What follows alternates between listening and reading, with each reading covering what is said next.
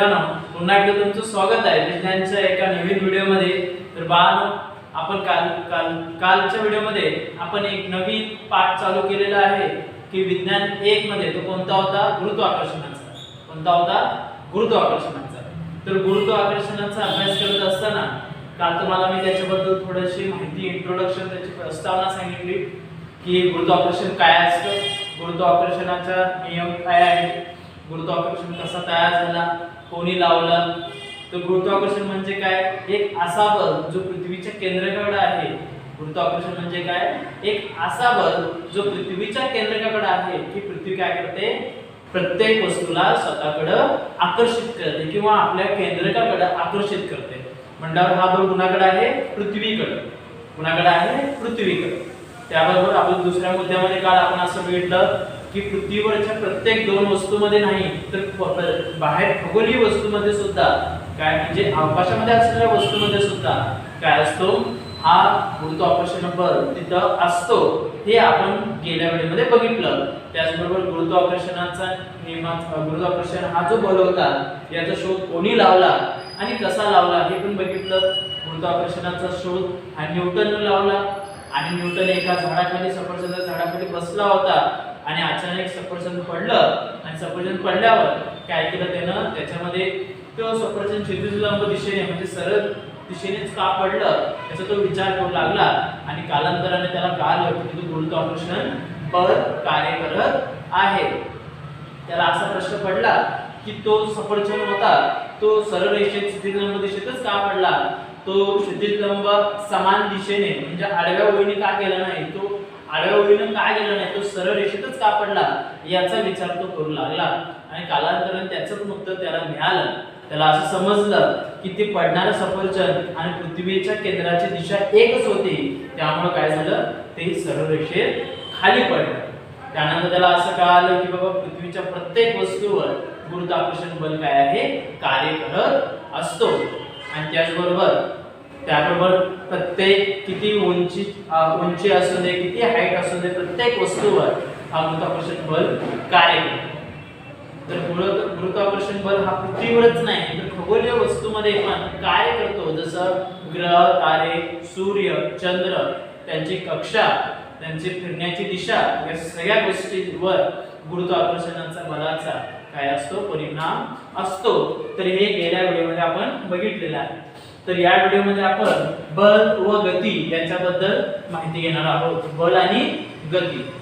बघा, एखाद्या वस्तूच्या वेगात, परिमाणात किंवा दिशेत बदल घडवून आणण्यासाठी त्यावर बल आवश्यक असते। आपल्याला माहिती आहे की एखाद्या वस्तूचा जर तुम्हाला वेग जर बदलायचा असेल, वेगाच्या परिमाणात बदल करायचा असेल किंवा त्याच्या दिशेत, त्याचा डायरेक्शन, त्याची दिशा बदलायची असेल तर तुम्हाला काय करावं लागतं? बल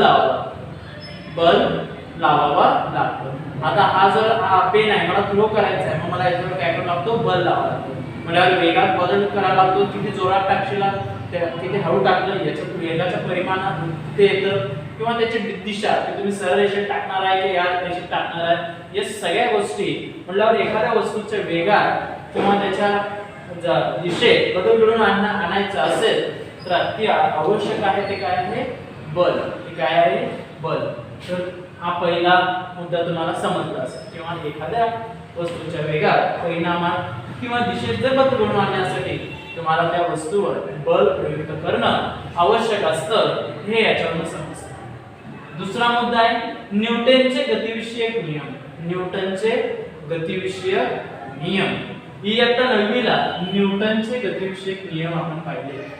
हा जो मुद्दा आहे दुसऱ्यापासून हा 8व्यापर्यंत हे सगळं न्यूटन बद्दल माहिती सांगितलेली आहे आणि गेल्या 2-3 वर्षापासून न्यूटनच्या या पॅराग्राफवर प्रश्न येतात परीक्षेला, प्रश्न विचारत आणि पण मी घेतलेला आहे न्यूटनचे गतिविषयक नियम। इयत्ता 9वीला आपण न्यूटनचे गतिविषयक 3 नियम पाहिले होते। किती नियम पाहिले होते? 3 नियम। पहिला नियम असा होता v वर्ग बरोबर u प्लस at। दुसरा होता s बरोबर ut प्लस 1/2 at चा वर्ग। तिसरा होता v चा वर्ग बरोबर u चा वर्ग 2as। हा अशा प्रकारे आपण 3 नियम त्याचे बघितले होते। v हा अंतिम वेग, u हा सुरुवातीचा वेग, a हा त्वरण, t हा टाइम। यस हा विस्थापन, यू पुन्हा सुरुवातीचा वेग टायमिंग, त्वरण टायमिंग, अंतिम वेग, सुरुवातीचा वेग, त्वरण, विस्थापन. ठीक आहे, हे आपण बघितलं. त्याचा संबंध पण बघितला. याचा पहिल्याचा संबंध आहे वेगाचा कालावधीशी किंवा कालाशी. दुसराचा आहे विस्थापन आणि काल. संबंध पण याचा बघितला होता. याचा नववीला मोठे समीकरण आपण सोडवले होते वेगाचा विस्थापनाशी. तर आपण ह्या गोष्टी ही आता 9वी मध्ये पाहिल्या होत्या. आपल्याला न्यूटन बद्दल थोडी माहिती आपण घेत आहोत. म्हणजे न्यूटनचे गतीविषयी किती नियम होते? 3 नियम होते. किती नियम होते? 3. ठीक आहे, हा झाला दुसरा मुद्दा. तिसरा, आधुनिक काळातील अग्रगण्य शास्त्रज्ञ मानले जाते कोणाला? न्यूटन. म्हणल्यावर तुम्हाला सांगितलं होतं का की न्यूटन हा काय होता? अतिशय प्रसिद्ध असा एक शास्त्रज्ञ होता आणि हुशार शास्त्रज्ञ होता. अग्रगण्य म्हणजे 1 नंबरवर हा काय होता? हा शास्त्रज्ञ होता. त्याचं नाव न्यूटन. आधुनिक काळातील किंवा आधुनिक विज्ञानातील हा अतिशय हुशार असा एक सायंटिस्ट होऊन गेला की ज्यानं काय केलं? विज्ञानाचे वेगवेगळे नियम मांडले. ठीक आहे, तर हा झाला. तुम्हाला काय सांग त्याच्यामध्ये काय अवघड नाही, ते कळालंच असेल. त्याचा जन्म इंग्लंडमध्ये झाला. त्याने गतीचे नियम आणि गुरुत्वाकर्षणाचा सिद्धांत मांडला. बरं, त्याचा जन्म कुठे झाला? इंग्लंडमध्ये झाला. त्याचा जन्म कुठे झाला? इंग्लंडमध्ये. त्यांनी गतीचे नियम, गुरुत्वाकर्षणाचा शोध लावला. मग त्याने काय काय केलं?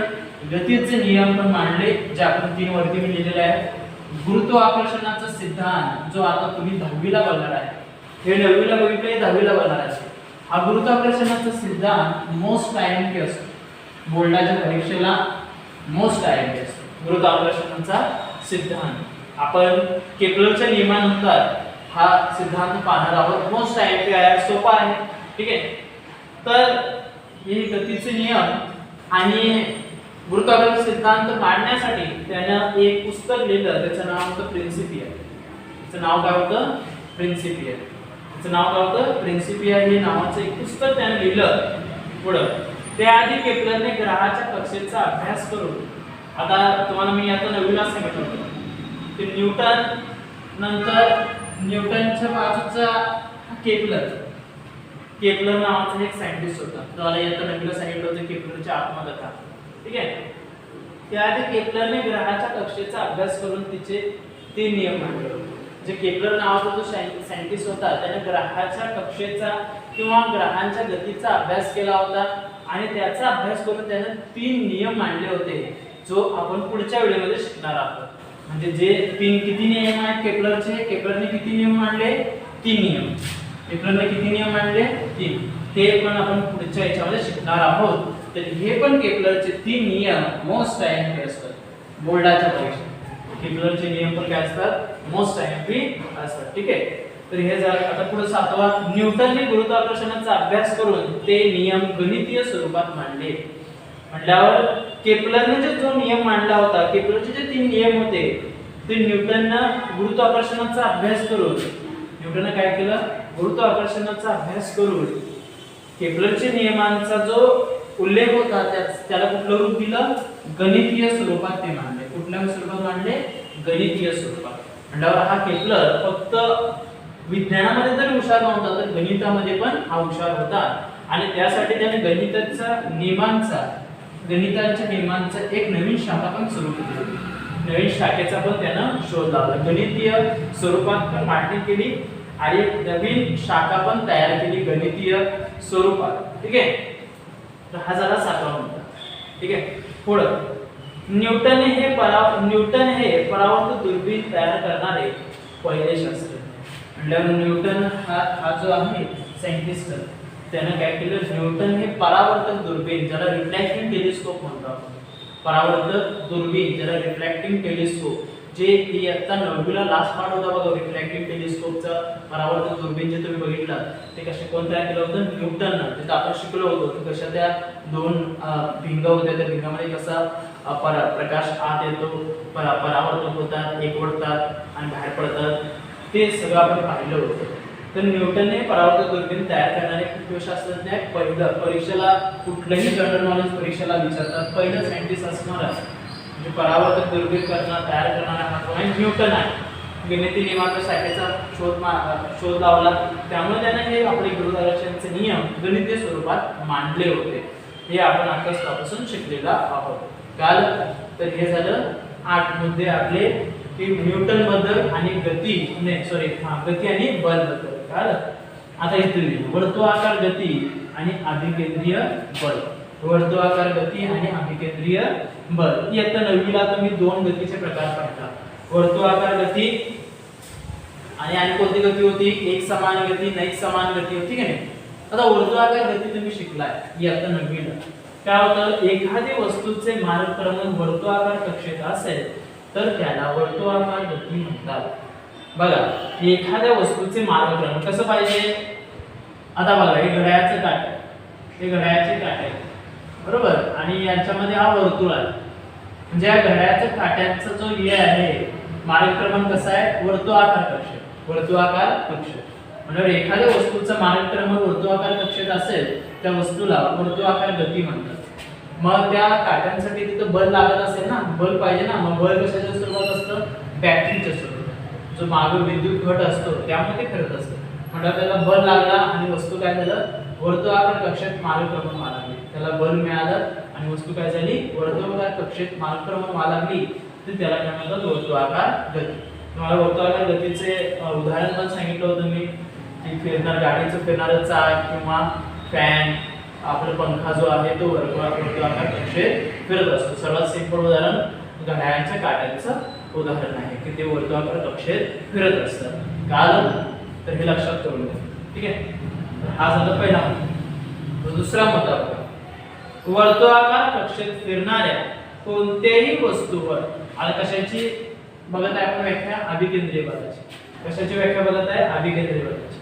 वर्तुळाकार कक्षेत फिरणाऱ्या कोणत्याही वस्तूवर वर्तुळाच्या केंद्राच्या दिशेने बल प्रयुक्त होत असेल, बरं, आता एक वस्तू वर्तुळाकार कक्षेत फिरत आहे. आता हे समजण्यासाठी पहिला एक उदाहरण घेऊ. तुम्हाला एक दोरी घ्यायची आणि दोरीला एक स्टोन बांधायचा, दगड बांधायचा आणि ते कोपण ज्याला म्हणतो तर ते फिरवायचे. आणि फिरवला तर काय होईल? तुम्ही आता वर्तुळाकार कक्षेत फिरवलं ना ते दगड, तुम्ही मधनं काय करताय? बल प्रयुक्त करताय. वर्तुळाच्या दिशेने बल प्रयुक्त करत आहे. कुठनं करत आहे? मधून, केंद्राच्या दिशेने. म्हणजे मधून म्हणजे केंद्र म्हणजे मधून असं फिरवतात. आणि फिरवत असताना काय करायचं? एक ठराविक गती त्याला प्राप्त झाली की त्याला काय करायचंय? तुम्ही रिलीज करायचंय, सोडायचंय. आणि जिथं त्या गतीची दिशा असेल त्या ठिकाणी ते फेकलं जाईल. ते दगड काय होईल? त्या ठिकाणी फेकलं जाईल. आणि अशा प्रकारे आपल्याला तिथं अभिकेंद्रीय बलाचा उदाहरण तिथं आपल्याला दिसतं. कशाचं उदाहरण दिसतं? अभिकेंद्रीय बलाचं. कशाचं उदाहरण दिसतं? अभिकेंद्रीय बलाचं. कारण वर्तुळाकार कक्षेत फिरणाऱ्या कोणत्याही वस्तूवर वर्तुळाच्या केंद्राच्या दिशेने बल प्रयुक्त होत असेल, आता आपण दगड वर्तुळाकार कक्षेत फिरवत आहे आणि केंद्राकडून बल प्रयुक्त करत आहे, तर त्याला अभिकेंद्रीय बल म्हणतात. तर त्याला काय म्हणतात? अभिकेंद्रीय बल म्हणतात. त्याला काय म्हणतात?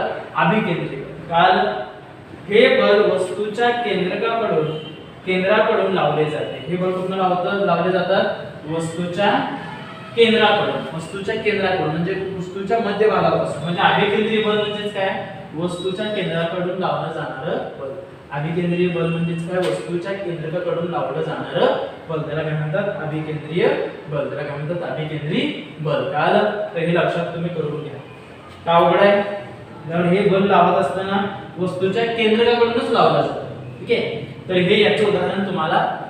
आणखी एक उदाहरण जर सिंपल जर सांगायचं असेल तर पृथ्वी आणि चंद्राचं. काय पृथ्वी आणि चंद्राचा संबंध? तर पृथ्वीकडून जो बल लागतो गुरुत्वाकर्षणाचा, त्यामुळे चंद्र काय होत असतो? फिरत असतो. चंद्र फिरत असतो. म्हणल्यावर चंद्र हा फिरणार, कसं फिरत आहे? वर्तुळाकार कक्षेत. आणि केंद्र कुठला आहे? पृथ्वी. मग पृथ्वी काय लावत आहे? त्याच्यावर बल लावत आहे आणि ती वस्तू कशी फिरत आहे? ते चंद्र कसं फिरत आहे? वर्तुळाकार कक्षेमध्ये. आणि म्हणून याला आपण काय म्हणू शकतो? ते एक उदाहरण आपण धरू शकतो अभिकेंद्रीय बलाचं. ते एक उदाहरण काय करू शकतो आपण? अभिकेंद्रीय बलाचं. कारण तर हे आपण याच्यामध्ये बघितलेलं आहे. तर गेल्या व्हिडिओमध्ये आपण फक्त याचं काय बघितलं होतं? प्रस्तावना, इंट्रोडक्शन बघितलं होतं. आज ऍक्च्युअली हा पाठ चालू झालेला आहे. ठीक आहे, पुन्हा एकदा समजावून सांगतो, काळजीपूर्वक ऐका. दोनदा सांगत असतो, ज्याला कळालं नसतं त्यांनी काळजीपूर्वक समजावून घ्यायचं आहे. बघा, आज आपण बल व गती बघितलं. बल म्हणजे फोर्स, ज्याला माहित आहे की एखादं वस्तूची जर विस्थापन करायचं असेल, वेग बदलायचा असेल, दिशा बदलायचा असेल, चाल बदलायची असेल तर त्याच्यावर बल लावणं अतिशय महत्त्वाचं आहे. बल लावला की वस्तूला गती प्राप्त होते. बल लावला की वस्तूला गती प्राप्त होते. कारण एखाद्या वस्तूच्या वेगात किंवा वेगाच्या परिमाणात, म्हणजे ते वेग जास्त असू दे कमी असू दे, म्हणजे त्याचं वेग कमी किंवा जास्त असू दे, तर त्याच्यात जर बदल घडवायचा असेल किंवा त्याच्या दिशेत बदल घडवायचा असेल तर ते बदल घडवून आणण्यासाठी बल आवश्यक असतो. ते बदल घडवून आणण्यासाठी काय आवश्यक असतो? बल आवश्यक असतं.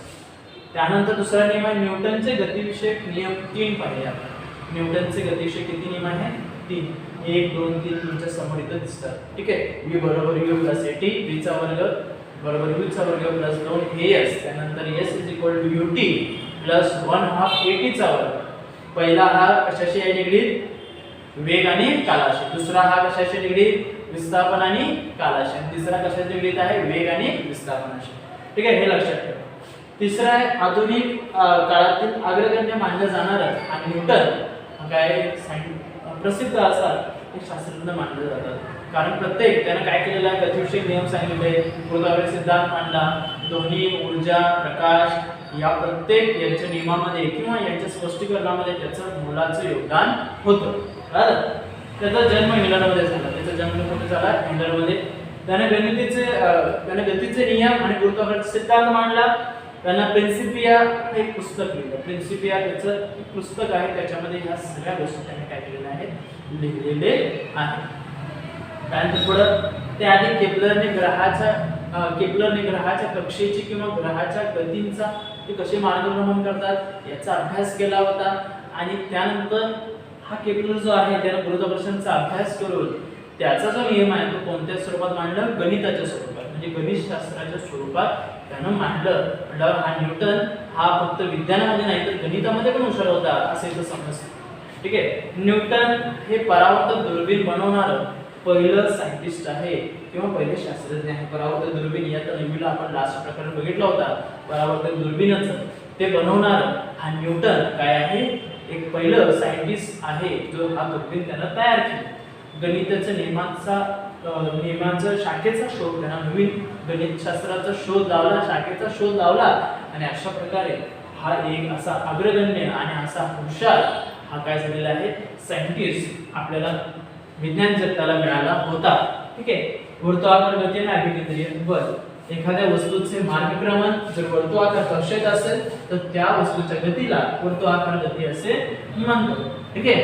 आता वर्तुळाकार गतीचं उदाहरण तुम्हाला सांगितलं की घड्याळाच्या काट्याची दिशा असू दे ते वर्तुळाकार कक्षेत फिरत असतं. काय चौकोनी होतं कधी नाही, बरोबर?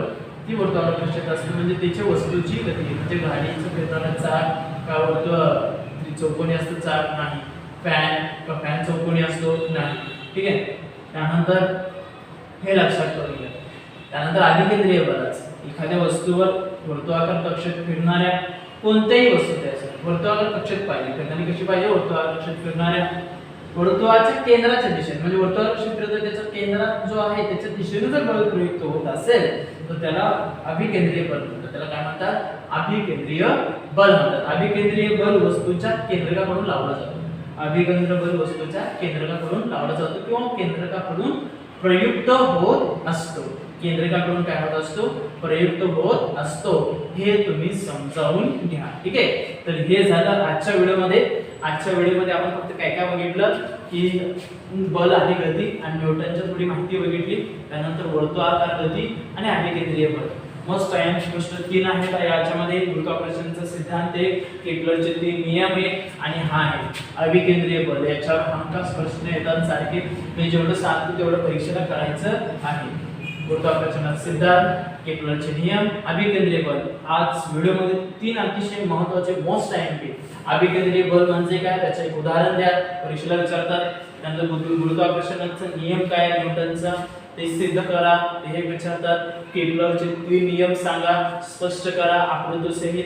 हे असे प्रश्न तुम्हाला बोर्डाला दिसतील या कुठल्याही परीक्षेत तुम्हाला 10वीच्या परीक्षेला दिसतील. म्हणून काय करा, चांगल्या प्रकारे हे समजावून घ्या. कालचा व्हिडिओ इंट्रोडक्शनचा होता. आज ऍक्च्युअली हा सिलेबस चालू झालेला आहे किंवा हा पूर्णपणे चॅप्टर चालू झालेला आहे म्हणून याच्यावर अभ्यास करायला सुरुवात करा. हा व्हिडिओ तुमच्या समोर येईल. मला शंका विचारा. जेवढं याच्यात जास्तीत जास्त पॉइंट कव्हर झाले तर याची टेस्ट अजून लांब आहे. पर विज्ञान 2 ची टेस्ट लवकरात लवकर होईल. पण ह्याचा पण अभ्यास तुम्ही काय करा, सायमल्टेनियसली चालूच ठेवा. ठीक आहे. आणि जेव्हा व्हिडिओ समोर येईल तेव्हा मला शंका विचारा. धन्यवाद.